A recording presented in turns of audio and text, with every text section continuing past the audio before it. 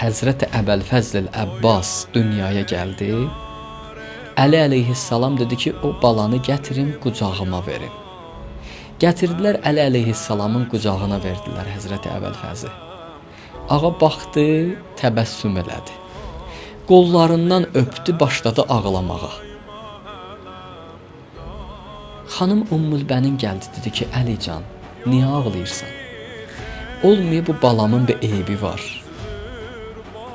Dedi ki, yox.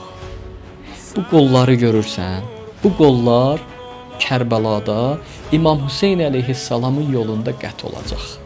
Bu gözlərə ox dəyəcək. Bədənində sağlam bir yer qalmayacaq. Uca boylu bir pəhləvan, bir qəhrəman olacaq. Amma bədəninin tikələrini yığmaq mümkün olmayacaq. Əli əleyhissalam bunu deyir Ümmülbəninə. Ümmülbənin deyir ki, İmam Hüseyn necə? Ondan razıdır. Zəmanəsinin imamı ondan razıdır bu halda. Deyir, bəli.